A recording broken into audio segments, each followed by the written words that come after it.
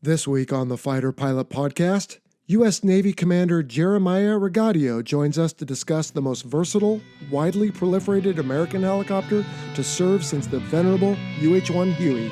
Of all the variants, civilian and military, of H-60, Sikorsky has produced over 4,000 units worldwide. And all services, to include the Coast Guard and the Marine Corps, fly some variant of the H-60.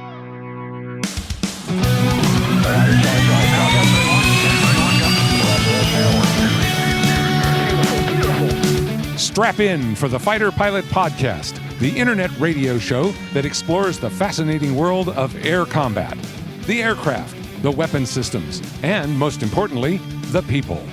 Now, here are your hosts, retired U.S. Navy fighter pilots Vincent Aiello and Brian Sinclair.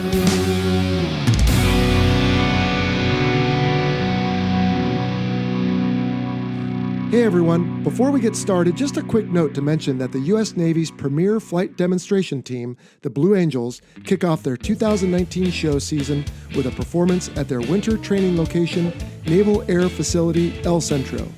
Those of you in Southern California or southwestern Arizona, make the short trip to the Imperial Valley Saturday, March 16th, to check out the Blue Angels and the many other amazing aerial performances and static aircraft on display. Gates open at 8 a.m. and parking and admission are free. So check out the 2019 Naval Air Facility El Centro Air Show featuring the Blue Angels Saturday, March 16th. And while you're there, look for our Fighter Pilot Podcast ad in the show program. Well, Sunshine, did you notice that new intro bumper my stepdad Jim recorded? It's got you included. I did. Thank you very much, Jello. I feel a little more important. Yeah, sorry about that. It's long overdue. My apologies, buddy. Anyway, we have a longer interview on the Blackhawk, Jayhawk, Pavehawk, Seahawk, all the different hawks. And so before we get to that with our buddy Frank, let's take care of some housekeeping. Now, announcements, Sunshine. You and I had a few corrections from the last episode. Mine was the first one, and that is George Will's quote was attributed to the Space Shuttle Challenger mishap, not Discovery. Yeah, and I had one also, a couple actually, but the first one is going to be, I had mentioned the Tu-142 that I joined up on the Bear F. I was thinking it was from Pakistan, and believe it or not, we have some listeners in India, and Rajit emailed us and said, hey dude, it's not Pakistan, it's India. So thank you very much for the heads up.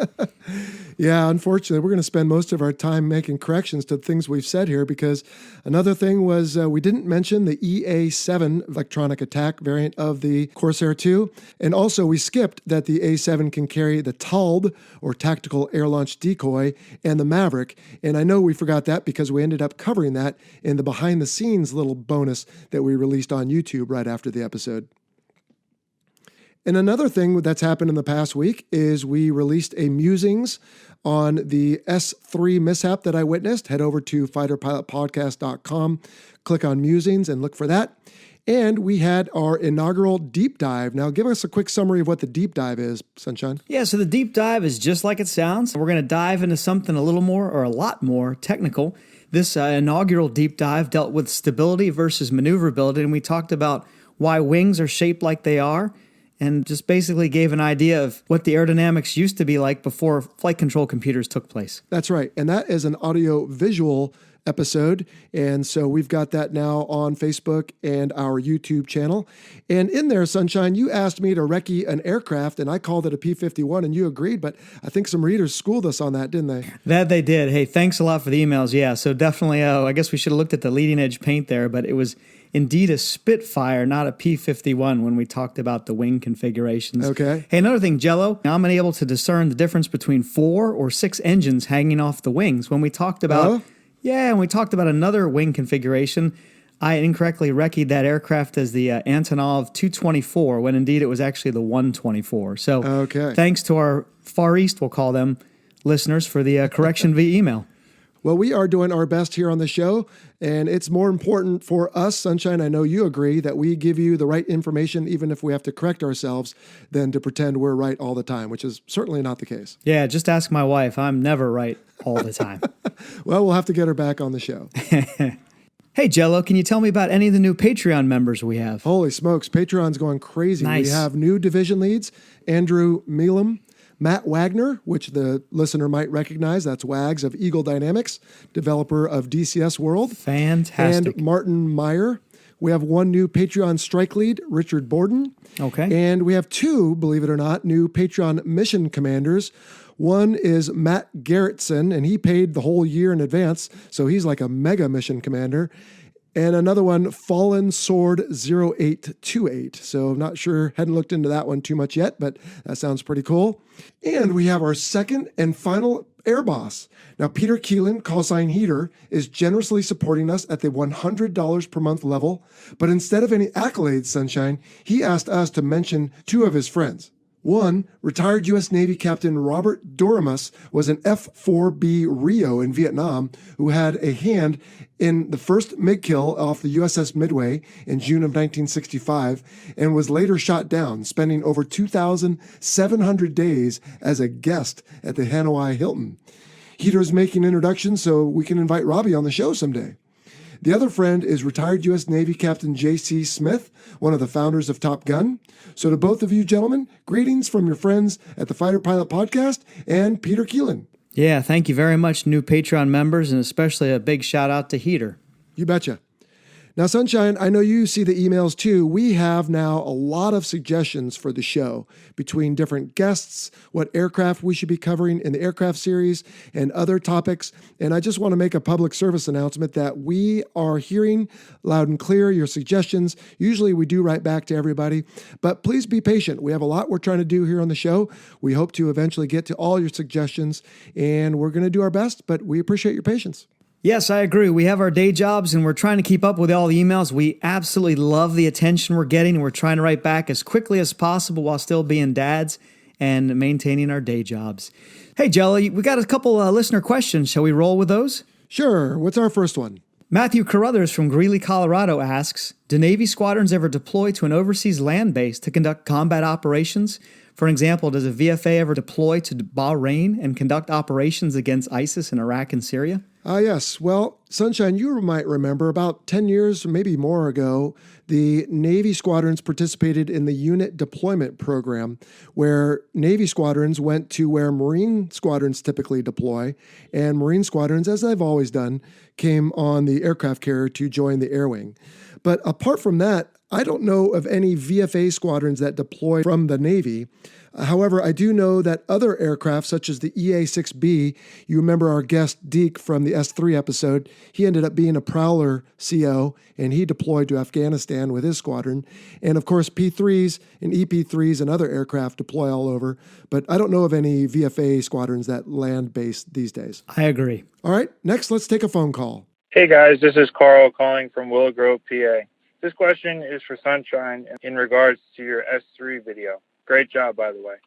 Could you please explain why when on UHF in the S3 that you couldn't use a frequency that ended in a 2 or a 7 and why it had to end in a 0 or a 5? For example, 291.7 would work, but 273.57 would not. Love all the content, guys, and look forward to hearing more about DCS. Thanks. Hey, Carl, thanks for the call, and a shout out to good old Willow Grove, PA, which was kind of in my backyard growing up, and I did fly an S3 in there, land, and drive over to Philly for an Army-Navy game one year and surprise my folks. A great time. When you're talking about the frequency spacing there, that's going to be a technological casualty of the ARC 156, which was the radio employed in the S3. So back at the beginning of the century, the spacing was actually 100 kilohertz, and then right about the 50s, it went down to 50 kilohertz. And in the early 70s, it went to 25 kilohertz, meaning that you could now dial in the 325, 375, and so on and so forth. So the radio that was used at the time was only capable of the 50 kilohertz frequency spacing. And then obviously nowadays with our ARC 210, the ARC, as in airborne radio communication, the ARC 210 can take full advantage of that 25 kilohertz spacing. And if you go over to the guys over in Europe, they actually have an 8.33 kilohertz spacing, so they've got extremely narrow band. Okay, so I want to make sure I understand this too, Sunshine. So did the S3 have the older radios and it couldn't do the like 0.275 type of thing? You got it exactly right. Oh, okay. All right, well, that's pretty standard these days, but I guess that was just a limitation of the S3. All right, next question is from Louis Ferrer, who asked, what's the max trap gross weight LSOs want for rhinos, i.e. Super Hornets, during carrier landings? So, Sunshine, you remember that one? Yeah, it's 44,000 pounds, and that's not only what the LSOs want, but it's actually dictated in NATOPS. There you go. All right, and what's our last question? The last question comes from across the pond, and Alex. He asked, do you ever witness or know of any munitions falling off the jet during a carrier landing? Second question, the G-force must be immense, correct? And the strain of a 2,000-pound Mark 84 is unimaginable. How are they attached to the jet to withstand these forces? So, Alex, I've never witnessed that. I have seen pictures, however, of an F-18 in the landing area with an AIM-9 Sidewinder going trickling off the end, and I don't know any background story behind that. But otherwise, I've never witnessed it. How about you, Sunshine? Actually, I was up in Tower for a CATM flyaboard, so the Captive Air Training Missile. Okay. And a Marine jet came in carrying a CATM 88, which is a practice for the high-speed anti-radiation missile, the HARM. Or the HARM, yeah, sure. Yeah. So the guy comes in, traps. I don't know what happened. Seemed like a maintenance error, but the jet came to a stop, tugged on the wire, and then the CATM 88 actually dropped off, skidded along the landing area into the water. So lots of sparks. And the pilot was so on step that he actually called out Magnum on button 1. And remind us what Magnum means? Magnum is the also com brevity term for launching a HARM missile. So this guy basically didn't expect, he just wanted to trap, right? But we trapped, the CATM came off, went down the landing area, and he had the wherewithal on button 1 to say Magnum. Trust me, there was a lot of laughter up in the flight tower that day. Oh, I can imagine. I wonder if he got a new call sign out of it. Well, so to answer the rest of Alex's question, yes, the G-force on carrier landing is immense, and the strain on a 2,000-pound bomb is great. However, because of the engineering that's been put into the bomb rack units, or the brews that exist inside the pylons on the F-18, they are designed to handle on the 30-inch lugs. There's 30 and 14-inch lugs, and you can adapt different stores to those, like the launcher for a HARM. And they can test the different systems. They do this strain testing, and they can decide what things you can and cannot bring back to the ship. But yeah, it exists for the 2,000-pound bomb, and at much higher rates of landing than what we're normally used to, I think. Isn't that right, Sunshine? Yeah, if memory serves, a lot of the aircraft and the things on board the aircraft have to be rated to or stressed to 25 feet per second, which if you do the whole math, multiply by 60, you get roughly 1,500 feet per minute descent, which is almost double what we're traditionally landing at on the carrier, which is about 750. That'd be 750 feet per minute. Right. So at that point, if you're over 1,500, you definitely have issues with something else, let alone your stores. So that is not where you want to be. All right, well, that will do it for the listener questions this week. As always, if you have questions, you can submit them to us, and there is information at the end of the show on how to do that. Now, before we get into our interview with Frank, yet another correct. For whatever reason, I got tied up with the definitions of airplane and aircraft as we talk. So you'll hear me incorrectly refer to the H-60 as an airplane, when in fact, we have aircraft, and within the category aircraft, you have airplanes, which are fixed wing, and helicopters, which are rotary wing. Other than that, I thought it was a good interview, Sunshine. I say we get to it. What do you say? Yeah, I did too. Jello, I'll tell you what, I still, after all the hours in the jet, I still call everything I walk to a jet, whether it has a spinning propeller on top or propellers in front or a true jet engine. So can't blame you there. Well, and there are jet engines on the H-60, but let's let Frank tell us all about it. All right, joining me in studio today is United States Navy Commander Jeremiah Ragadio, call sign Frank. Frank, welcome to the Fighter Pilot Podcast, bud. Hey, thanks, Jello, for having me. It's an honor and a privilege to come and talk. Well, good. I always put a little inflection on that title. One of these days, we may have to change the name of this show because, as the listeners well know, and you do too, we are about all military aviation. And in fact, that's what you are here today to help us talk about. We're going to talk about all variants of the H-60. Now, you and I just met a few minutes ago, and I want to tell the listeners that you were kind enough to reach out and say, hey, active duty guys listen to the show too. So you'd already found the show somewhere? We did. So I randomly came across the show. I can't remember how, but right. Probably a year ago. And then it was just not until about a month ago that I listened to a couple more episodes recently. I think I jumped on the air-to-surface weapon episode, and this was actually right before I went to Fallon for some training, and cool. It actually helped out a lot. All right. Well, good. Did you listen to the helicopters episode? I was just curious. I did a couple of days ago just to refresh how you do things. But all right. yeah. Did we any glaring errors there? No. Okay. It was great. Perfect. Well, we always start with a little background on our guest. So if you could, please tell us where you're from, any military background you might have in your family, what you've done through your career, and where are you now?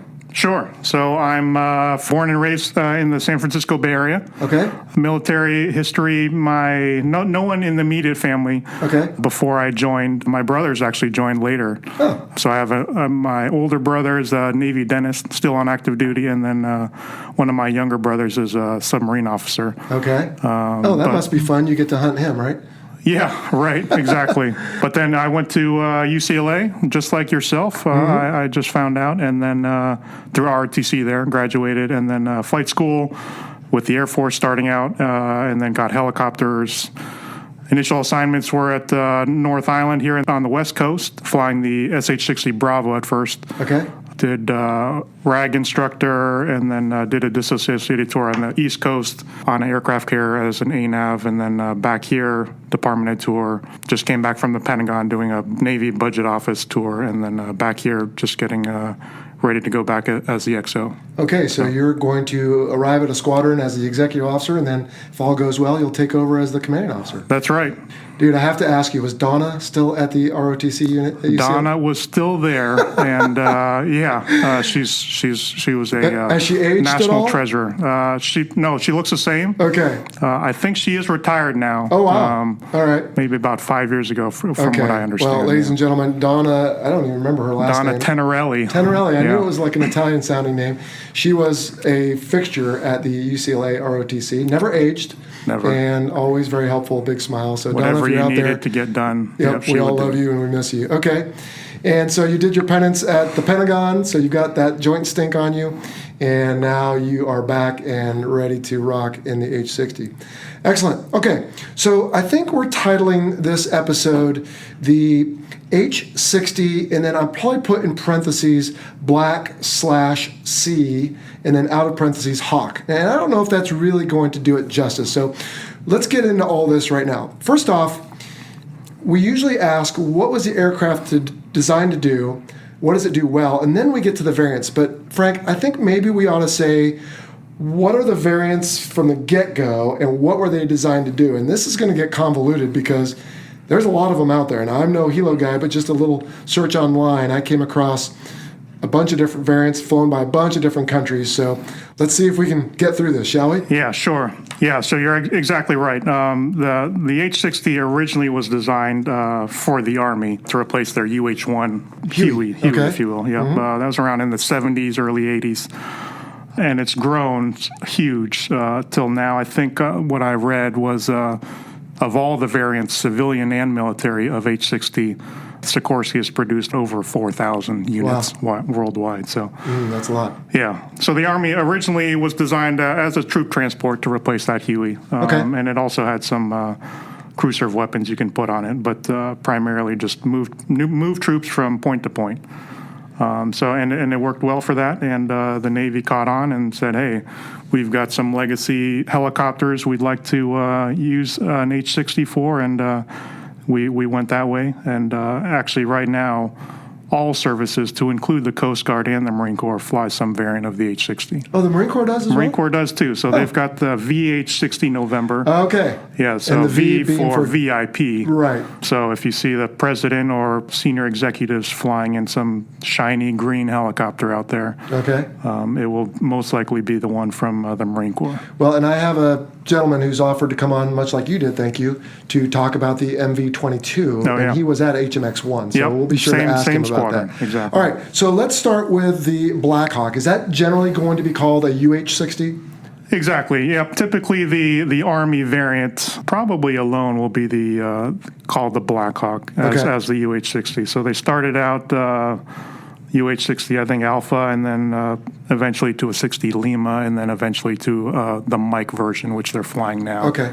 Now, we did have an episode 6, I want to call it, where we talked about aircraft nomenclature. Okay. And so the H-60 is like your core model airplane. That's right. I mean, what H it looks for like, helicopter. Right. Yep. And 60 meaning the one we know of as the airplane we're talking about Right. today. So you put a U in front of it, and that U becomes like meaning utility. Okay. Yep. So just like the UH-1 was the Huey, Yep. and U being for utility. Now we could sit and argue about the U-2 and some other aircraft that have U's in them, but for helicopter, U, utility. I'm thinking the movie We Were Soldiers. Hueys are flying in, dropping guys off, taking guys out, and so that's kind of what the UH-60 That's was. it, you got it. All right, and then so the Navy came along, and tell us about some of those variants and what were they designed to do? Yeah, so we had two variants to begin with, actually three. So started out with the SH-60 Bravo. Okay. SH-60 Bravo, the S being for anti-submarine warfare. Sure. Okay, Just like the S-3 Viking. Just like the S-3 Viking, exactly. So that started in the early 2000s, I believe, as a replacement for the SH-2. Sea Sprite. Sea Sprite, that's right. Okay. So the SH-60 Bravo is also known as LAMPS. LAMPS is an acronym for Light Airborne Multi-Purpose System. We've actually had that one on the show before. Yeah, Our guest from the USS Midway was a retired LAMPS pilot. That's right. Mac McLaughlin. That's right. So we had that. It primarily had, so it can do the entire detect to engage sequence for anti-submarine warfare missions, ASW, right? So it can detect the submarine using active or passive sensors, in this case, sonobuoys. So those are small microphones, if you will, that you shoot out of the helicopter. The microphone goes to a certain depth in the water, listening for a submarine.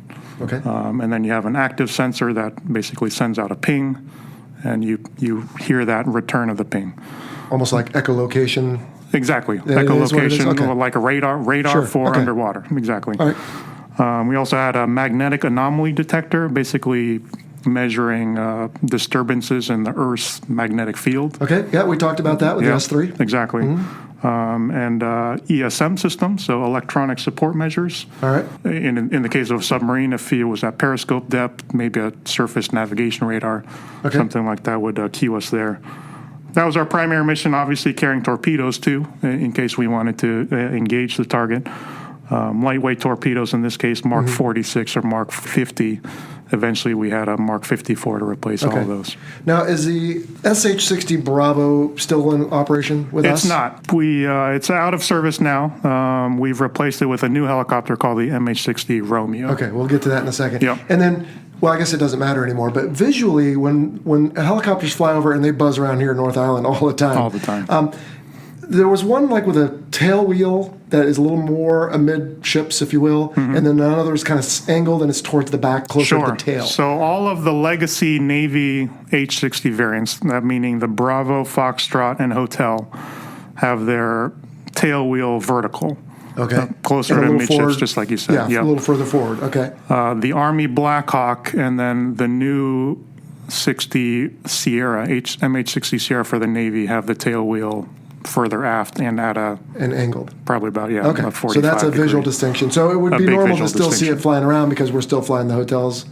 And hotels are almost out of service, if not already done. Yep. So right now in the Navy, the H-60 variants almost entirely now are Romeo and Sierra. Okay, let's get to them in a second, but tell us about the Foxtrot. And was there a hotel in the Navy as well? There was. So to back up a little bit with the 60 Bravo, primarily you'd have a squadron, about 10 to 13 helicopters, and from the squadron you deploy in what are called detachments, 1 or 2 plane detachments at a time, and you would deploy to the carrier escort ships. So the destroyers and the cruisers. Destroyers, cruisers, exactly right. Okay. And they would do kind of that outer zone-ish anti-submarine warfare. Okay. On the carrier itself, you had an HS squadron, helicopter anti-submarine squadron, where you'd have a complement of around 660 Foxtrots for the ASW set, and then you'd have 2 or 3 H-60 hotels, more for SAR and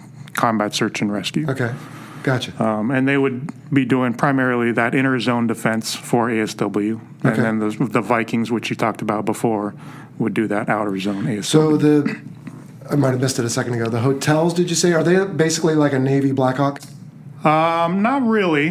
They still, like I said before, they have that tail wheel a little further but forward. Mission-wise, yeah, more like an Army Blackhawk, more even kind of like a Air Force Pavehawk. Okay. When we'll get to that. Yeah, we'll get to that in a second. We're going to spend probably most of our time just talking about the different variants, but that's good because I'm actually learning a lot here too. Okay, so let me get this straight. An HS squadron, like HS-6, would have the SH-60. That's correct. Okay, let's get that straight in our heads. And then they're going to have different flavors of them. And are the pilots qualified to operate both interchangeably? They're qualified in both when they had it. So their FRS, Fleet Replacement Squadron, their training squadron would qualify them on both aircraft. There was a single NATOPS manual, single flight manual, and you could fly one day in one aircraft, another day in the other. Okay. And again, from the person observing, when one goes by, you might see a little more, like, in some of them you can see through the, what do you call the area where the troops sit? The cabin. Cabin, thank you. On others, there's a lot more equipment in there, and in fact, you have air warfare operators, enlisted personnel who are operating and looking for the submarines. And so that's one way to distinguish. So specifically with the HS squadron, so you have the Foxtrot Hotel, like I said. The Foxtrot has no window in the cabin on the left side of the aircraft. Oh, okay. The hotel has a sliding cabin window on the left side. And then we'll get to the other ones later on. Okay. Yeah. You and I should put together a quiz for people, and if they get better than a certain score, we'll give them. There are even a lot of Navy helicopter pilots that can't tell the difference. Oh, well, that's good to know. So. Okay. All right. So if that's legacy, unless there's more, where is the Navy today? So now the Navy is within their H-60 fleet of aircraft, they have two variants. One is an MH-60 Romeo, and the other is an MH-60 Sierra. And let's talk first about the M. The M, in this case, denotes multi-mission. Okay. So like an MV-22. That's right. And there's probably others I can't think of. Okay. So let's start with I guess alphabetically, or less, and you'd rather go with S first, but. Okay. Yeah, so the MH-60 Sierra, that came online, first operational deployment was in 2002 there, and it replaced the really three variants of helicopters. One is the H-60 Hotel, which we talked about, and then the other ones were cargo and SAR-specific helicopters, CH-46, H-3, et cetera. So it combined all that mission and all those helicopter types into one. And you have multiple flavors now of a 60 Sierra. So when it first came out, and this will get even more complicated. So when it first came out, just like when your F-18s, you have different lots, right? Sure, right. So earlier lots are not going to have all the capabilities that the later lots do. OBOGs and the different engines. Right. So the first lot, and they call them blocks in the Sierra, Block 1 Sierra, basic, off the street, really slicked out helicopter. Really no mission systems in it. And it can do that logistics mission very well. Troop transport, passenger, mail cargo, VERREP, all that kind of stuff. Okay. And then eventually they came out with Block 2 and Block 3 for different other mission sets as the capabilities grew. So Block 2 was designed for a airborne mine countermeasure mission. Oh. And then Block 3 is what is commonly referred to as an armed helo kit. So on that, you had additional features as up to 8 Hellfire missiles, 4 on each side, fixed forward firing guns, unguided rockets, APKWS. So I'm going to get the terminology wrong, but are these airplanes that have almost like shoulders sticking out? Yeah, they so on the H-60 Sierra, the weapons pylon, they kind of refer to them as bat wings because they stick out on about the waist level, but there are some angled supports that help to, carry the rest of that weight. So, and that's where everything is loaded. It looks menacing. That's right. I think it looks pretty cool. It is. It's pretty intimidating when you see it. Yeah. All right. And that's it. So an H-60 Sierra Squadron now is designated as HSC. So, and that stands for Helicopter Sea Combat. Okay. And there are two flavors of those squadrons. One is a carrier air wing squadron, which will deploy as your typical carrier air wing. Mm-hmm. And then you have expeditionary squadrons that will deploy on maybe amphib ships. Mine countermeasure helicopter variants will specifically be designed for a littoral combat ship mine countermeasure mission modules. Okay. So that whole package is a system of systems, if you will. Gotcha. Okay. So that's that side of the house. And then the other side of the newer 60s within the Navy's fleet is the MH-60 Romeo. So that came along and combined, you can combine the 60 Bravo and the 60 Foxtrot. Now we have a single helicopter that does all ASW within the Navy. So right now with the retirement of the S-3 Viking and the 60 Bravo, 60 Foxtrot, the MH-60 Romeo within the carrier air wing is the only organic ASW asset for the carrier strike group itself. Right. Other than another submarine and the destroyers, but as far as aircraft go. Airborne ASW assets, that's right. And in the old days, an air wing used to have just one HS or helicopter squadron. Nowadays, I believe there's just about two in each one. Is that There's correct? two, yep. So every air wing now has a 60 Romeo squadron and a 60 Sierra squadron. Okay. So the 60 Romeo squadron will have about 11 helicopters total. 5 of them will typically be deployed on the carrier itself, and then the remaining 6, 2 each, will be on one of the remaining escort ships. Okay. And so, Frank, when I see an H-60 flying over, and again, I'll just call it that. I know that's not totally accurate. Sometimes I see what appears to be like a hockey puck type circular thing on the bottom of the fuselage under the flight deck. And does that tell me that's a Romeo then, I'm guessing? That's exactly right. So Okay. the SH-60 Bravo and the MH-60 Romeo within the United States Navy H-60 fleet were the only aircraft that have radar on it. Okay. Specifically, it's a surface search radar, and probably the best one within the carrier strike group, actually airborne, to specifically search, detect, and localize and track and provide a tracking solution for surface contacts. And the one specifically we have for the 60 Romeo has additional periscope detection features and ISAR, inverse synthetic aperture radar. Ooh, all right. Provides pretty good classification capabilities for the helicopter. Okay. Now, with regards to the Sierra and Romeo, I'm guessing the cockpits and systems are much improved over the older Bravos. They are, yeah. So these two aircraft have glass cockpits all the way around, and a very common cockpit. They actually call it common cockpit because the displays, the key sets, the pointing devices, they're actually the same between the Romeo and Sierra. But does the Navy train the pilots for one or the other? We do. Basic flying the aircraft, you could hop into one and we do it a lot. Okay. You'll have folks on the ship that'll, hey, let's fly with our sister squadron. Okay. It sounds like it's fine. Same thing between the Rhino and the Growler. I guess those. Exactly. In fact, I'm told they're combining those NATOPs anyway. So Okay. I don't know if that's true or not, but Yeah. I thought I heard that.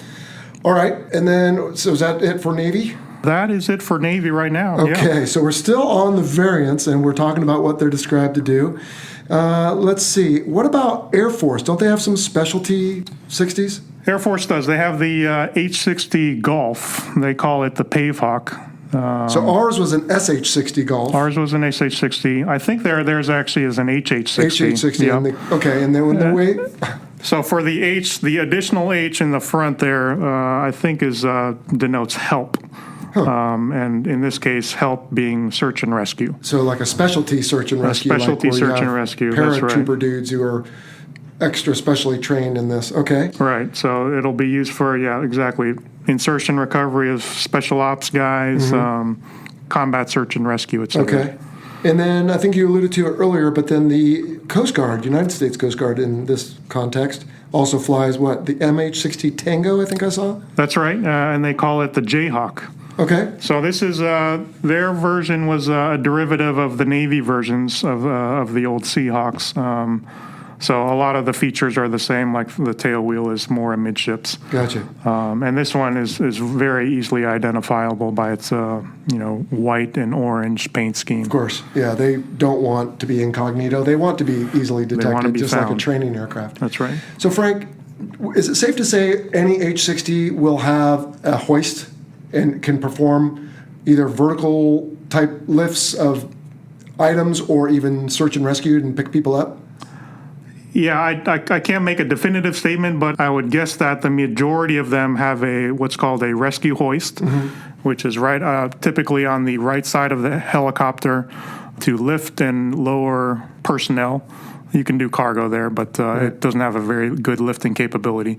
But under the belly of the helicopter, most variants have a cargo hook. Okay. And that'll carry anywhere from 3,000 to 6,000 pounds of external loads. Right. So the Navy has divested itself of the, what was it called? The SH-46, or not SH? CH-46. CH-40, right. Thank you. So now the 60s, the Seahawks, have to take that. Okay.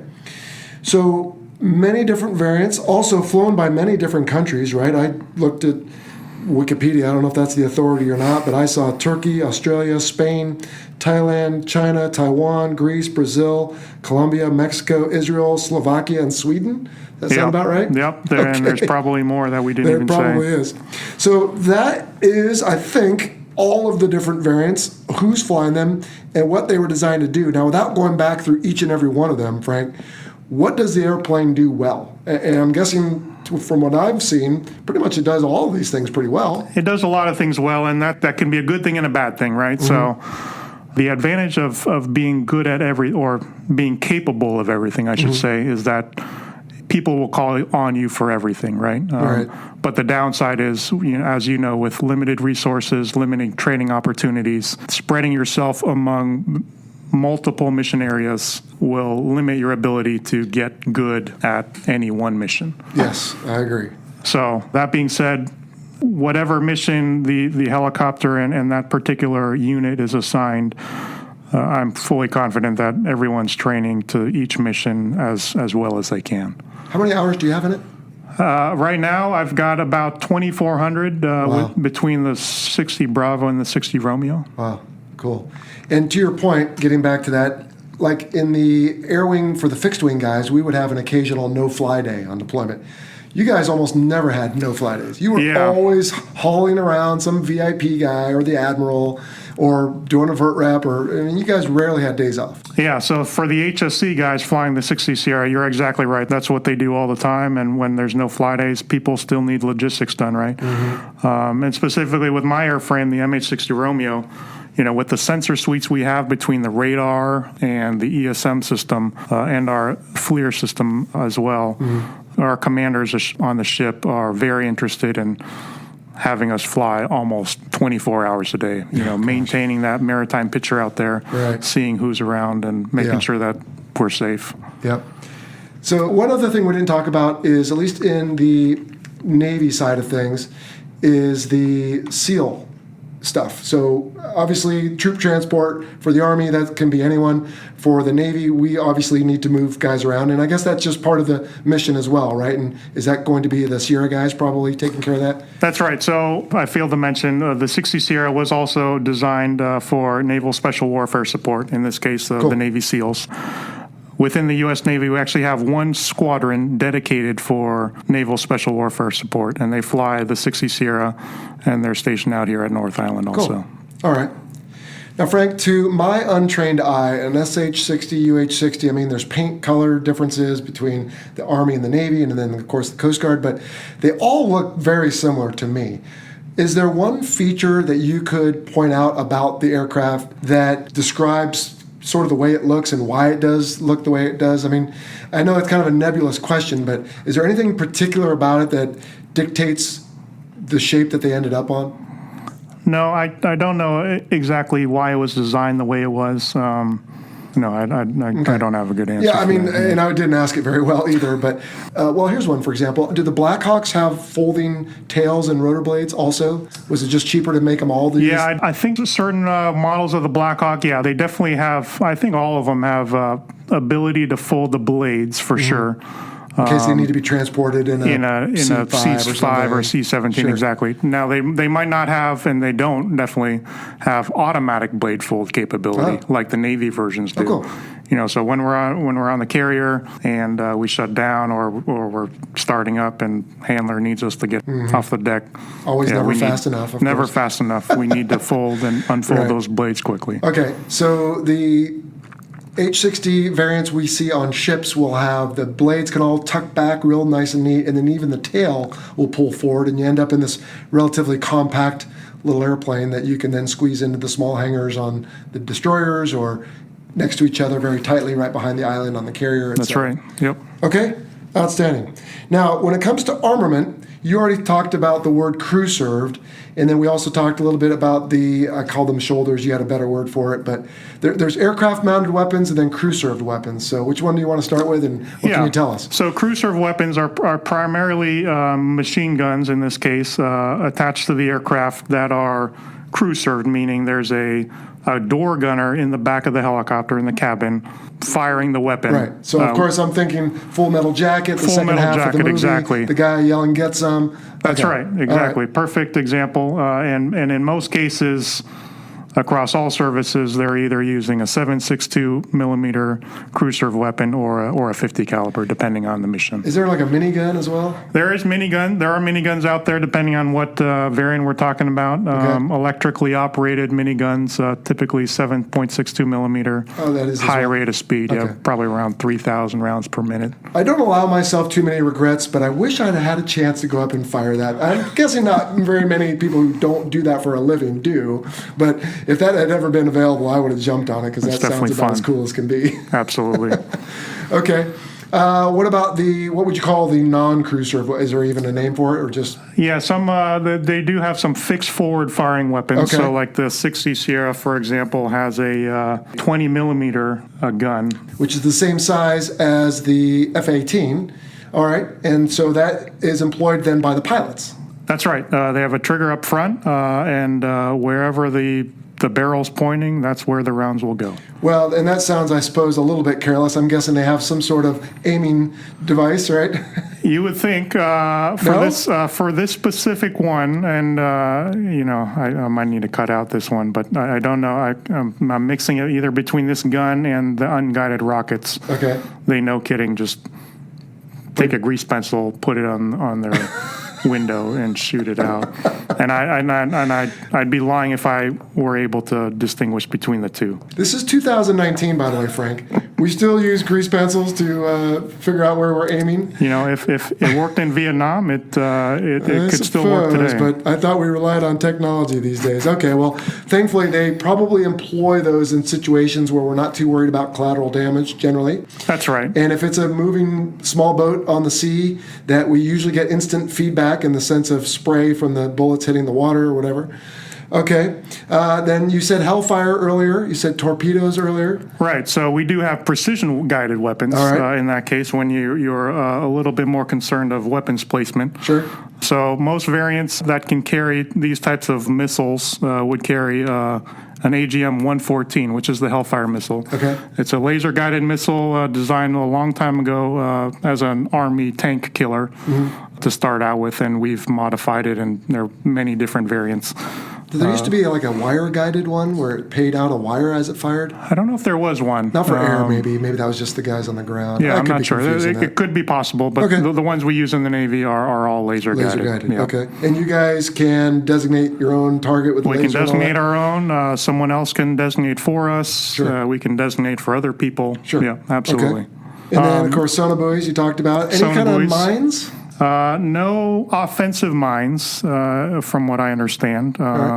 We do have rockets, though, both unguided and laser-guided. 2.75. 2.75, yep. We talked about this on our air-to-surface weapons, APKWS, That's right. Yep, right. Same versions. Okay, cool. And torpedoes. Yep, torpedoes for these subsurface contacts. The Navy variants can carry up to 3 of any of the lightweight torpedoes we have in our inventory. And then we used to, with the old SH-60 Bravo, we did have a Penguin missile at one point. Oh, yeah. Anti-surface missile, AGM-119, I believe, was the designation on that. Okay. But we no longer carry that. Okay. But to be clear, you still do have both air-to-surface and air-to-subsurface offensive capability. That's correct. And then, of course, overland with the crew-served and the aircraft-mounted weapons. All right. Now, moving on to strengths and weaknesses. This is the part where everyone loves their baby, of course. Everything's good, nothing's bad. But what are your thoughts, Frank? What are some strengths of the various H-60 models out there? So strengths, like we said before, the original Blackhawk design has been heavily modified to a multitude of mission sets. So can almost do any mission out there. Air-to-air mission is probably one of our weaknesses, but with the missions we've been assigned, we can do them pretty well. That being said, with the additional mission sets and the additional mission equipment that is required to conduct those missions, weight becomes a concern at this point. So my aircraft, especially the MH-60 Romeo, is so heavily weighted with sonar equipment, acoustic processing, all the weapons if we have them fully loaded out. That would limit our on-station time if we had everything fully loaded out. And then, of course, you have altitude and temperature issues, right? So if you're in Fallon in summer where it's 4,000 feet and maybe 100 degrees at 2 in the afternoon, then you could have concerns, especially if you're out flying in the area where the terrain can be even higher. That's right. So it's helicopter pilots especially would be concerned at that point with hovering power, specifically high hovering power we call out-of-ground effect hovers. Sure.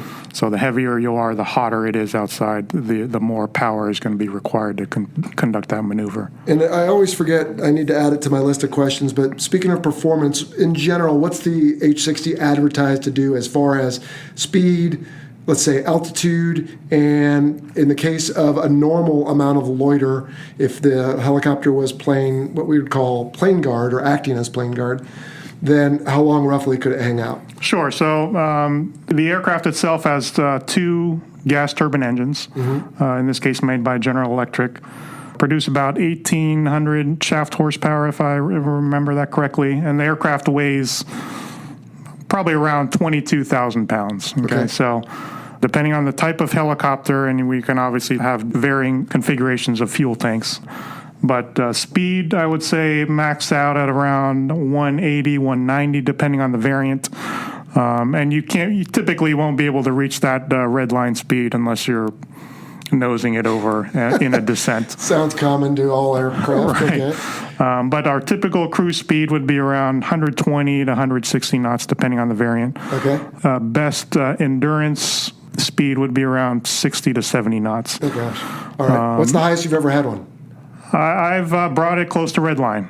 Yep. So, and on deployment in the Gulf, especially, you'd fly pretty high up, just if anything, to get a better radar picture, but also your air conditioning system is not working too well. So the higher, the cooler. Old-fashioned. And you got to get down to the ship somehow. So that's a way to do it. And how about altitude-wise? What's the highest you've ever had? Altitude, we are a unpressurized, we're no oxygen. Cockpit, so we're limited to 10,000 feet, I think, density altitude. Okay. Have they ever, in testing, gone higher to see? They have, with supplemental oxygen. They have, absolutely, in testing. You remember how high they went? I think up to 13,000, maybe even higher. Okay. I don't know. Yeah, after that, air starts getting thin. It's hard to beat it in a submission. Yeah, that's right. Okay. And then if you were hanging out as plane guard, what's a typical amount of time? So those missions, plane guard guys, anywhere from 2 to 3 hours on a typical mission off of the cruiser destroyer. We'd go 3.5, almost 4 hours at some times. And that doesn't mean at 4 hours you're running out of fuel. You still have some limited amount after that, of course. 3.5 if we would have some reserve fuel. 4 would be pushing it. Right. Yeah. Okay, because on plane guard, in that example, you guys would always give the tower a red light, right? Meaning, That's right. At this point, I think, right, correct me if I'm wrong, I could still make a quick recovery at that point. That's right. Then at that point, I really need to land with the survivor or survivors right away. Right. The definition of red light is to have 30 minutes of fuel remaining before you need to come back. I should have just asked you. Of course you would know that. All right. So any weaknesses? Weaknesses. So yeah, we said the weight. That's right. Other weaknesses. There's not enough of us. So we're in high demand. Like I said, on deployment with my specific variant, the commanders want us flying 24 hours a day. Now, when you say not enough of us, do you mean airplanes or people or both? I would say both. Okay. With more airplanes, require more people. Right. Okay. So sure. And, when the world has a vote and something happens, whether it be a combat scenario or natural disasters, we've been called upon many tsunami reliefs, even domestically, Hurricane Katrina, other hurricanes, Haiti, Puerto Rico, et cetera. Oh, yes. They can't get enough help, and we're obviously happy to do it. And that makes us better. Cool. Now, we didn't really talk about crew. What's a typical crew on an H-60? So in an H-60, you can fly it minimally with 2 pilots. So you'll have 2 pilots up front, and for the most part, you really only need 1. We always fly with 2. There's some switch and knob lever pulls that require 2 people. Okay. But primarily in the back, you'll have anywhere from 1 to typically 2 at the max crewmen. Okay. And those crewmen are trained in multiple mission areas, and it'll depend on the squadron, right? So some guys can be qualified as basic door gunners, crew chiefs, just to help out with the passengers in the back. Maybe some medical technicians. Others will be trained in acoustics, like my guys are. Trained in vert rep, replenishment mission sets, and rescue swimmers also. So they're not all rescue. I mean, not they all are. of them. So my squadron, Gotcha. each air crewman who can sit in the back is qualified as a rescue swimmer if he needs to jump out. Qualified as that door gunner if he needs to shoot the door, and also qualified as an acoustic operator to hunt submarines. That's pretty cool. Yeah. Well, if I had it my way, I would have found one of them to bring in with you, and I could have put a microphone in front of both of you guys and really got the full skinny here on the H-60, but maybe we can get them back for an encore.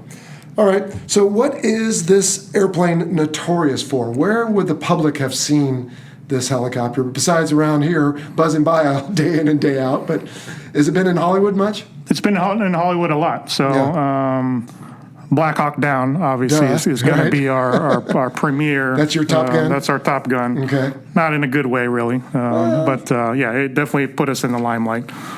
Navy specific, I would say Hunt for Red October had a SH-60 Bravo in there. Okay. Towards the end, I think, right? The end, that's right. Okay. Tears of the Sun had an SH-60 Bravo at the end also. I'm thinking Clear and Present Danger, some Blackhawks inserted the troops. I'm sure of that. Okay. And then there are a bunch of Navy Special Warfare SEAL type mission movies that featured a lot of H-60s. So when you think of Vietnam, you think of the Huey. You think of anything since the late 80s, 90s, or whatever, you think of the Seahawk, Blackhawk. That's right. Okay, fair enough. Now, I think we're almost to the end. Anything we missed or any good sea stories? I mean, you've got over 2,000 hours in this thing. Any emergencies, any real-life stuff? What can you share? Yeah, so you talked earlier about how widely proliferated this aircraft is. And one of my deployments I did, we did an exercise called CARROT. It stands for Combined Afloat Readiness and Training. Okay. It's a maritime exercise with navies, bilateral.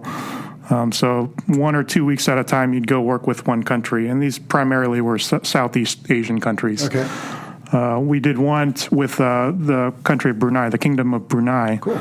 They have H-60s there too, and they let us fly with them. And we flew just like how you see in the Vietnam movies, low and fast on their waters, in the rivers, fly right by the Sultan of Brunei's palace, and that was a lot of fun. I'll bet. Very cool. Well, and we didn't really talk about min altitude. Obviously, you guys are right on the water half the time if you're deploying a swimmer or whatever else, but. Yeah, it must be a lot of fun to fly. I mean, can I ask you a personal question, Frank? Was helicopters what you wanted to fly? It wasn't, no. So I, out of flight school, out of primary training, I put TAC Air first. And then I think I even put maritime second, and then maybe even COD, I think, third, COD E2. And helicopters was at the bottom of the list. And then even after helicopters, advanced training, when I got winged, I put my community was last. But looking back on it, I absolutely enjoy what I do. I wouldn't have traded for anything in the world, and that's really honest. Given what we do, our mission set, where we've come from then until now, and how important I think we are, and I might be completely biased, but I think based off of our exposure to the bigger Navy, I think we're well positioned, and I think we contribute to that fight where we can. Frank, I am so glad you said that, and I set you up for that. The listeners are going to think I'm paying you off because I get so many emails from young people like, "Oh, what am I going to do if I don't get jets?" And I tell them, I said, call it Darwin, call it God, whatever. There's a plan for you, and it may not include jets, but you can still do okay and enjoy it. I had a gentleman on the show who was an E2 NFO, which is as far from being a jet pilot, which is what he wanted to be at first, he thought, as he could be, and he gave the same answer. Yeah. And I think that's the point, is everyone has their own path in life, and they're not all the same. And maybe, arguably, some are more or less glamorous than others, but it's about what you make of it. It sounds like you took yours and embraced it, and now you enjoy it. And it is what you make of it. Whether it comes down to the type of aircraft you get, the duty station location you get, the air wing you're getting, when you go on deployment. You're going to make the most of it, and most of the time you don't have control over it. Right. So, it's almost pointless to play what if and look back and. Well, good for you. I appreciate you saying that, and I hope the listeners do as well, because we don't know what the future holds. And you don't know. The same for everyone. And we have all of these types of aircraft out there for a reason, right? If all the Navy needed were F-18s, we would only have F-18s. But there's a bigger fight out there, a bigger threat that requires the Navy and every service, for that matter, to have the platforms it has. Right. Well, since I've already put you on the spot once, if you'll allow me, I'll do it again. I noticed you're wearing glasses. Have you always worn glasses? I didn't. No, I grew up not wearing glasses, and then eventually I wore glasses.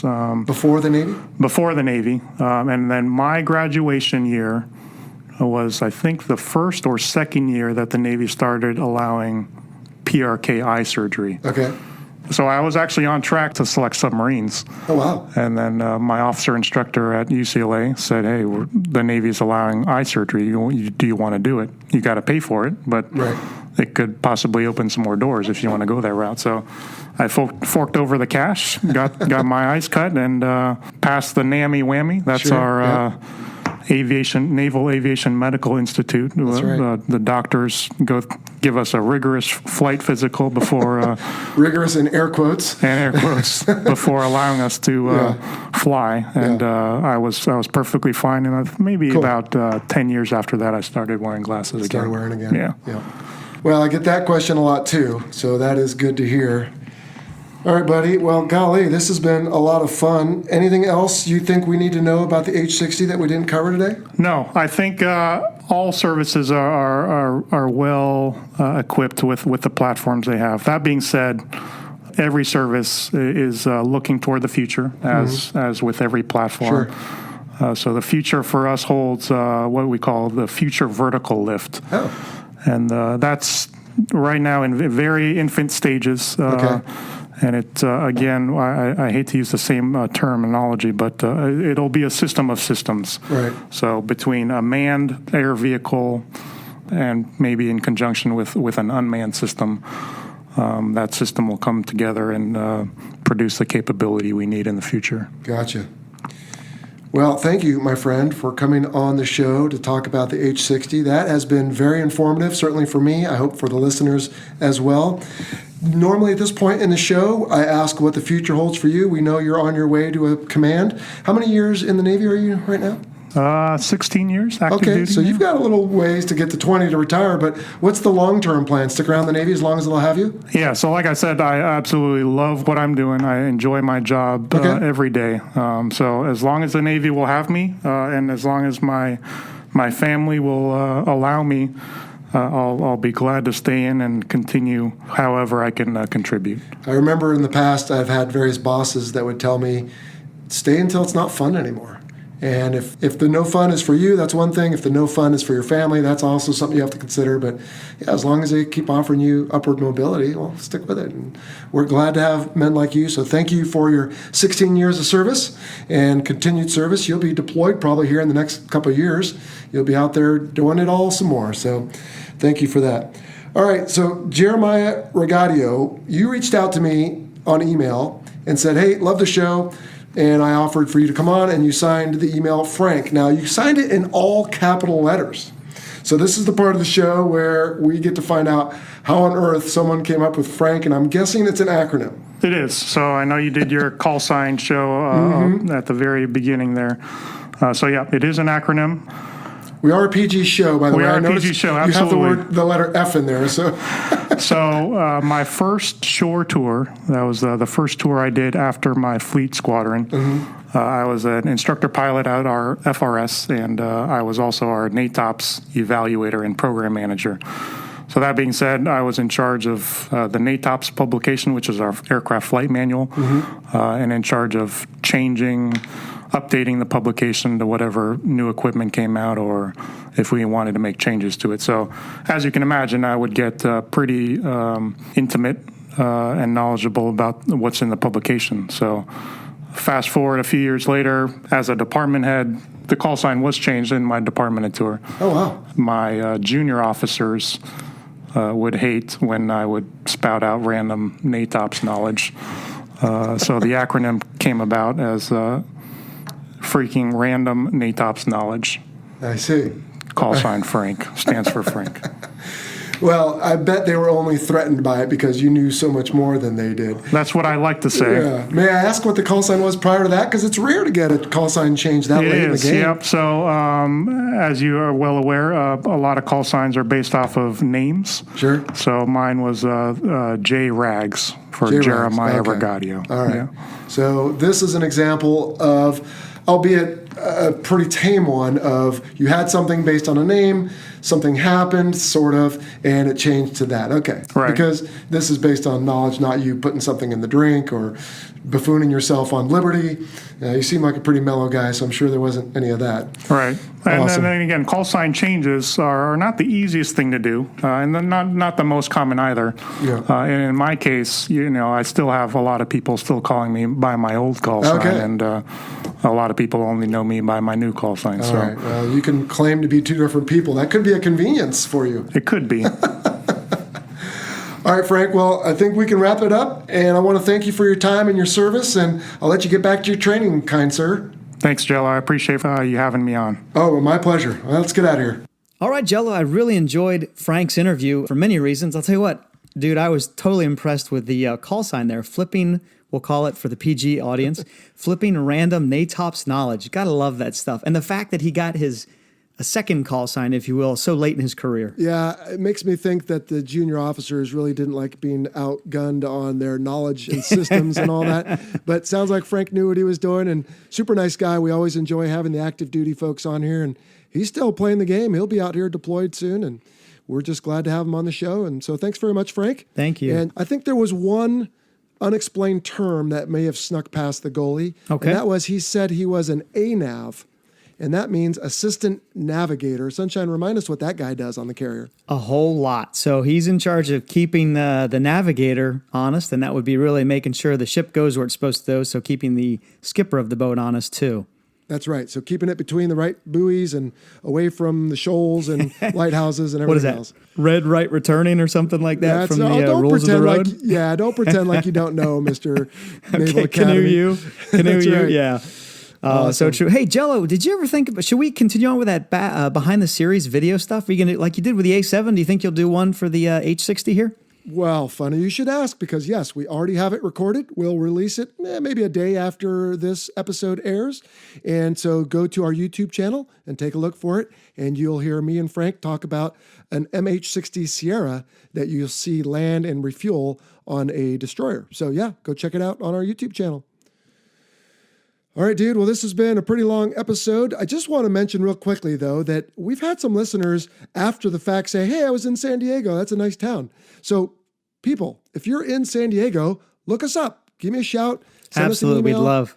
Yeah, if we can make it work out, we'd love to meet up with you. We did have one listener from the 1st Air Defense Group in Anápolis, Brazil. They call themselves the Jaguar Squadron. And they fly F-5s. Okay. He stopped by and saw our buddy Bull at Volatus Wines up in Paso Robles. Nice. And Bull sent me a picture of the two of them. And then he came through San Diego, but I didn't know he was in San Diego till he already ended up over in Vegas. So, hey, folks, if you're ever in town, let us know. No guarantees that we'll be able to meet up, but maybe we can work something out. That would be great. And Jello, I didn't realize there's another Annapolis. I didn't either, but that's what he said. Unless I misunderstood. I guess I have an accent, at least from his point of view. So I might have misunderstood. No, I'm sure there is. So. Cool. Well, we'll have to check it out. All right, buddy. Well, as always, the views expressed in this presentation are the personal views of the hosts and our guest, and do not necessarily represent the position of the Department of Defense or its components. So that'll do it for this episode. What do we always like to say, Sunshine? Hey, Jello, let's get out of here. Let's do it. See ya. You've been listening to the Fighter Pilot Podcast, brought to you by BVR Productions. Got a question for the show? Send an email to questions@fighterpilotpodcast.com or leave us a message on our listener line at 877-MACH-101. That's 877-622-4101. Be sure to check out our website at fighterpilotpodcast.com. You can also find us on Facebook, Instagram, Twitter, and YouTube. For exclusive Fighter Pilot Podcast content, check out our Patreon page. Please like, follow, and subscribe to the show. And don't forget to share us with your network. Thank you for listening.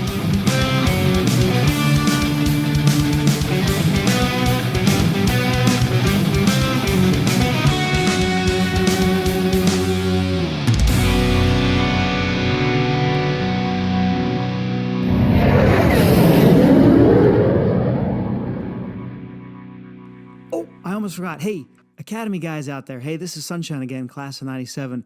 Do me a real big favor. Why don't you guys get your plebers out there and do a recon on Captain Ryan Bernacci's house? He lives over there behind Warden Field, so I'm sure he'd really appreciate it. He's a great American, former Blue Angel skipper, and we're going to get him on the show one of these days. So go ahead and do a recon and say Sunshine sent you. Thanks.